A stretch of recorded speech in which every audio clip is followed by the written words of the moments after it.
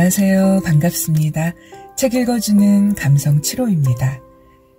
제가 채널을 시작한 지 얼마 안 돼서 아직 많은 도서가 감성 7호 책장에 꽂혀 있진 않은데요. 앞으로 다양한 분야의 좋은 에세이, 문학 작품들, 평소에 손은 잘 가지 않지만 읽어볼 가치가 충분한 훌륭한 한국 고전 문학 작품들, 인문 고전, 자기계발, 아동 문학까지 한 권, 두 권 정성스럽게 저희 집 책장에 꽂아놓을 생각을 하고 있습니다. 시간은 걸리겠지만 아무쪼록 방문하셔서 관심 가는 책들 꺼내서 감상하시면서 애정을 갖고 지켜봐 주시면 정말 감사하겠습니다. 네, 오늘은 한국 고전소설인 연암 박지원의 호지를 준비했는데요.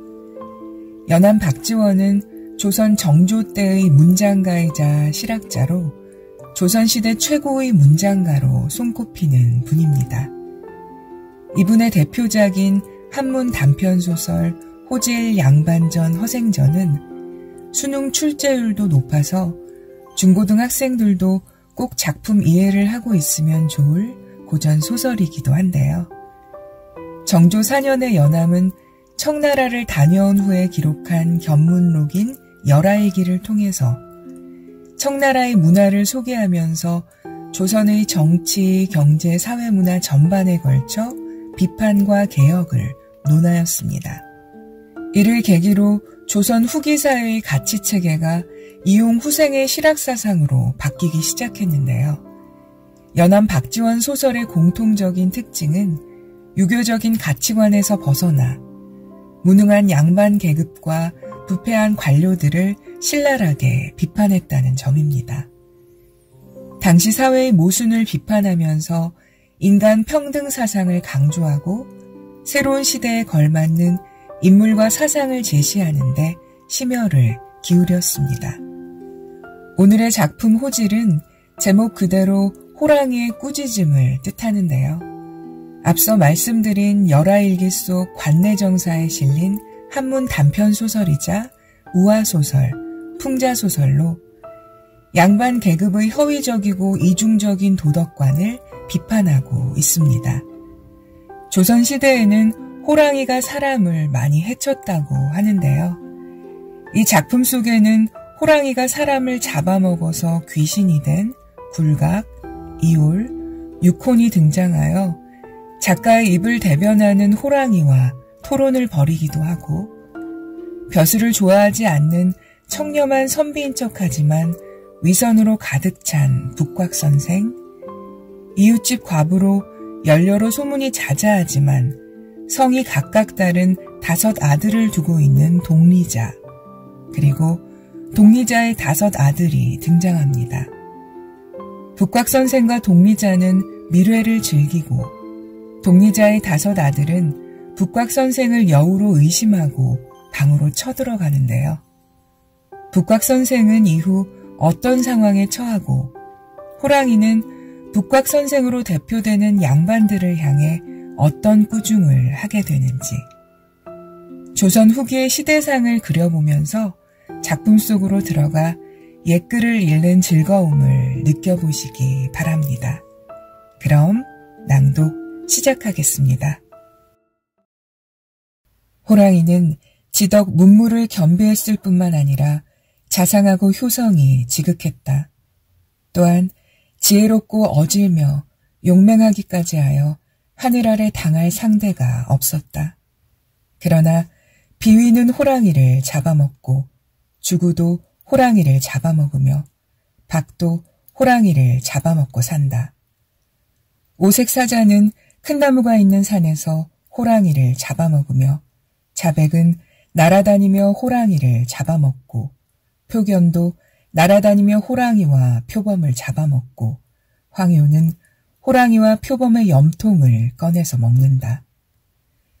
활은 뼈가 없으니 호랑이와 표범에게 일부러 잡아먹혔다가 그 뱃속에서 간을 뜯어먹는다.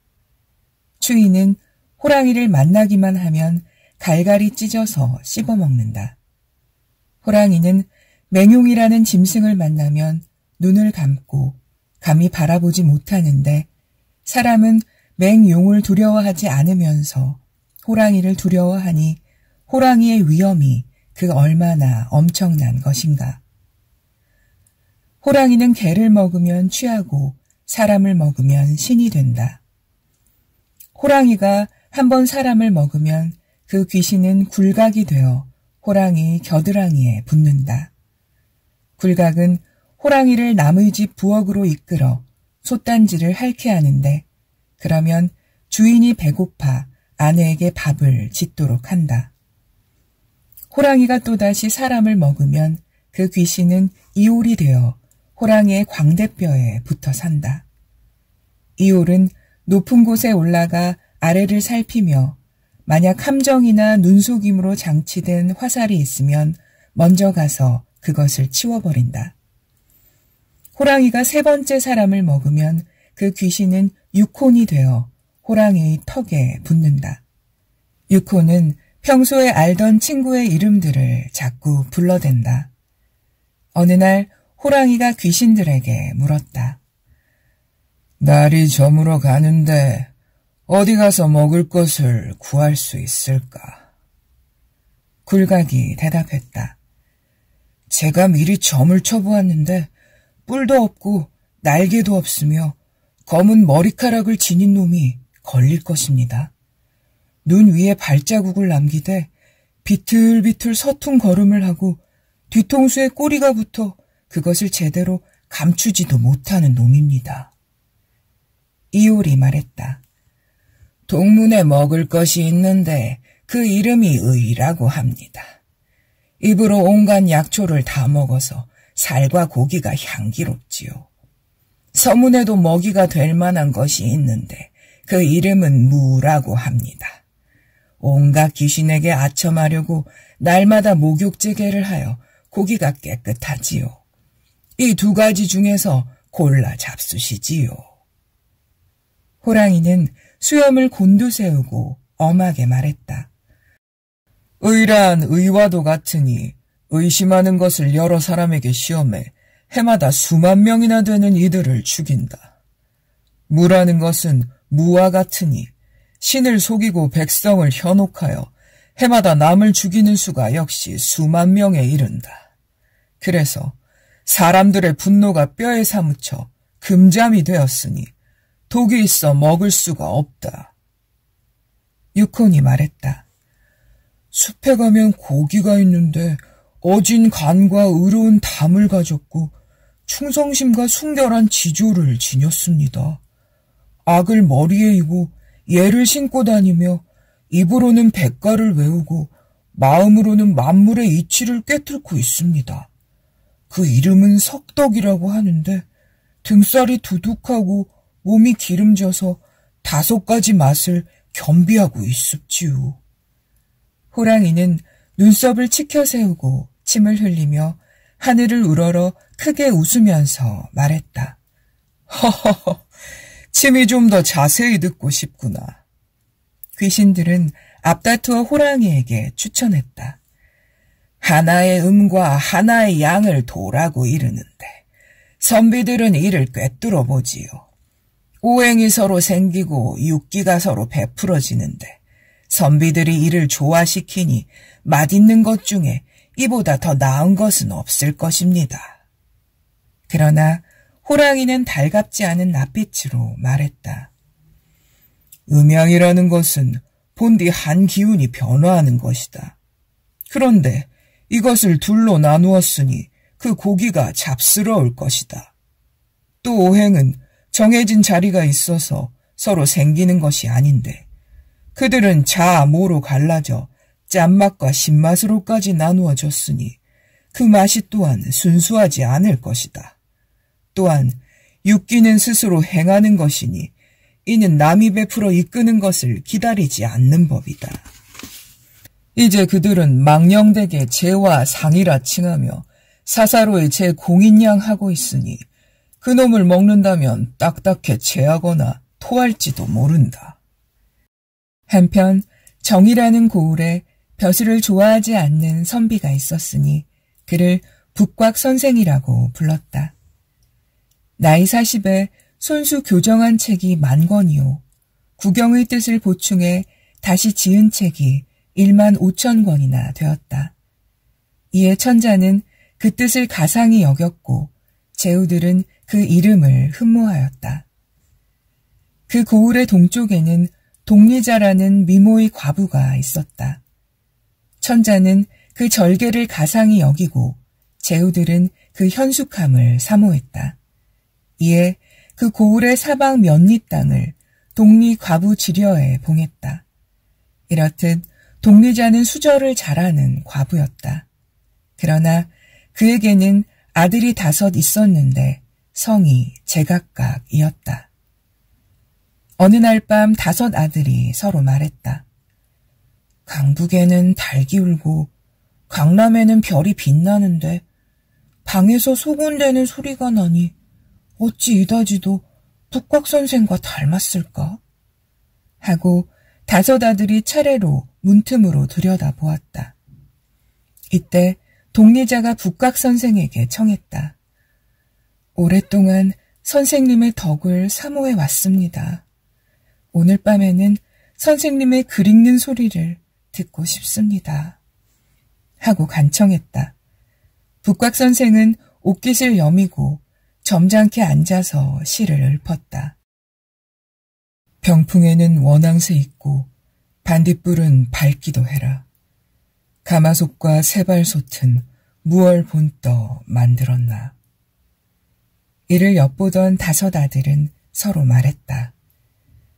얘기에 이르기를 과부집 문 안에 들어가지도 말라고 했는데 북곽선생은 어진 선비니 그런 짓은 하지 않을 거야. 소문에 이 고을의 성문이 낡아서 여우가 구멍을 팠다고 하더군. 내가 듣기로 여우가 1000년을 묵으면 사람으로 변할 수 있다는데 그놈이 반드시 북곽선생으로 둔갑했을 거야. 나는 듣건대 여우의 갓을 얻는 자는 천석군이 되고 여우의 신을 얻는 자는 대낮의 그림자를 감출 수 있고 여우의 꼬리를 얻는 자는 남을 잘 꿰어서 사람들을 기쁘게 한다고 하니 저 여우를 죽여서 나눠 갖자. 5 아들은 함께 방으로 쳐들어갔다. 북곽선생은 크게 놀라 도망쳤다. 사람들이 제 얼굴을 알아볼까봐 한쪽 다리를 목덜미에 얹고 도깨비처럼 춤추고 귀신의 웃음소리를 내며 문 밖으로 내닫다가 들판의 구덩이에 빠지고 말았다. 구덩이 안에는 똥이 가득 차 있었다. 그가 허우적거리며 기어올라 머리를 내밀고 바라보니 호랑이 한 마리가 길목을 가로막고 있는 것이 아닌가. 호랑이는 이맛살을 찌푸리며 구역질을 하고 코를 싸진 채 고개를 돌리며 말했다. 아이고, 그 선비 냄새 참으로 구리도다. 북곽선생은 머리를 조아리며 호랑이 앞으로 기어가서는 3번 절한 뒤 무릎을 꿇고 말했다. 호랑이님의 덕은 정말로 지극하십니다. 대인은 그 변화를 본받고 제왕은 그 걸음걸이를 배우며 자식들은 그 효성을 본받고 장수는 그 위엄을 취하며 거룩하신 이름은 신룡과 비할 만하니 풍운의 조화를 일으키심에 저 같은 궁벽한 땅의 천한 신민은 저 아래에 있을 따름이옵니다. 호랑이가 꾸짖었다. 구린내가 나니 가까이 오지 마라. 내 듣기로 유란 족속은 유하다더니 과연 그렇구나. 너는 평소에 세상의 악명을 모두 모아 나에게 덮어 씌웠다. 이제 다급해지자 면전에서 아첨을 하니 누가 고지 듣겠느냐. 무릇 천하의 이치는 하나뿐이니 호랑이의 본성이 악하다면 인간의 본성도 악할 것이요. 인간의 성품이 착하다면 호랑이의 성품 또한 착할 것이다. 너희들의 10,000,000가지 말이 모두 오상에 있으며 경계하고 권면하는 것이 모두 사강에 있다. 하지만 서울이나 지방의 고을 사이에 코 베이고 발 잘리며 얼굴에 문신을 새긴 채 돌아다니는 자들은 모두 오품의 사람들이로구나. 그럼에도 불구하고 밧줄, 먹바늘, 도끼, 톱이 늘 부족하기만 하니 그 악한 짓거리를 멈출 방도가 없구나. 그러나 호랑이에게는 옛부터 이와 같은 형벌이 없으니 이것만 봐도 호랑이의 성품이 어찌 사람보다 어질다 하지 않겠는가. 우리 호랑이들은 초목을 먹지 않고 벌레와 물고기도 먹지 않고 누룩이나 술 같은 대패한 것도 즐기지 않으며 자질구레한 것들을 엎드려 먹는 것도 참지 못하지. 오직 산에 들어가 노루나 사슴을 잡아먹고 들에 나가 말과 소를 잡아먹을 뿐이다. 그러나 먹고 사는 일로 근심하거나 음식 때문에 송사를 한 적이 없으니 호랑이의 도야말로 광명정대한 것이 아니겠느냐. 그런데 너희는 호랑이가 노루나 사슴을 잡아먹으면 가만히 있으면서 말이나 소를 잡아먹으면 원수처럼 대하니 이것은 노루나 사슴은 인간에게 은혜가 없지만 말이나 소는 너희들에게 공이 있어서 그런 것이 아니냐. 그런데도 소나 말들이 태워주고 복종하는 수고로움과 중성하고 따르는 정성을 무시하고 매일 도살하여 부둣간을 가득 채우고도 모자라 뿔이나 갈기조차 남기지 않더구나. 그러고도 우리 먹이인 노루와 사슴까지 잡아 우리의 먹을 것을 없게 하니 하늘로 하여금 정사를 공평하게 한다면 너희가 죽어서 나의 밥이 되어야 하겠느냐, 놓아주어야 하겠느냐. 무릇 제 것이 아닌 것을 취하는 것을 도라 하고 생을 빼앗고 물을 해치는 것을 적이라 한다. 너희들은 밤낮으로 쏘다니며 팔을 걷어붙이고 눈을 부릅뜬 채 노략질하고 훔치면서도 아무런 부끄러움이 없다. 심지어는 돈을 형이라 부르기도 한다. 또는 장수가 되기 위해 자신의 처를 죽이기도 하니 이러고도 인륜의 도리를 논함은 말이 안 된다.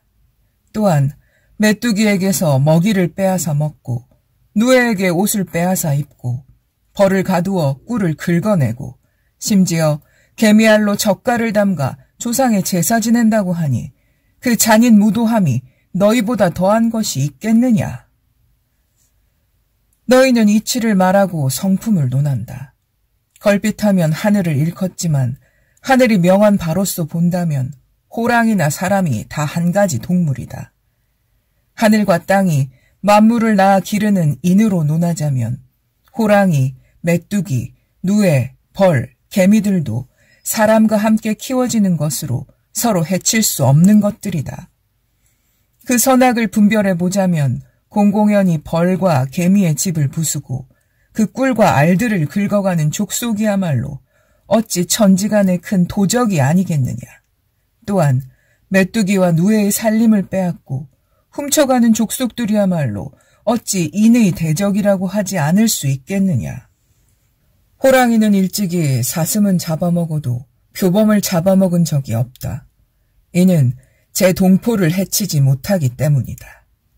또 호랑이가 노루와 사슴을 잡아먹은 것을 따지면 사람이 노루와 사슴을 잡아먹은 것만큼 많지는 않다.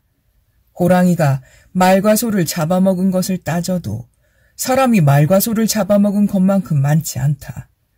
더욱 어이없는 것은 호랑이가 사람을 잡아먹은 것이 사람이 서로 잡아먹은 것만큼 많지 않다는 점이다. 지난해 관중에 큰 가뭄이 들었을 때 백성이 서로 잡아먹은 것이 수만이요.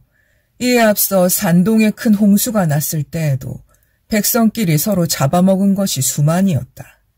하지만 백성끼리 서로 잡아먹는 일이라면 춘추시대만 할까. 춘추시대에는 덕을 세우겠다며 군사를 일으킨 것이 17번이니 피는 천리를 흐르고 버려진 시체는 100만에 달했다.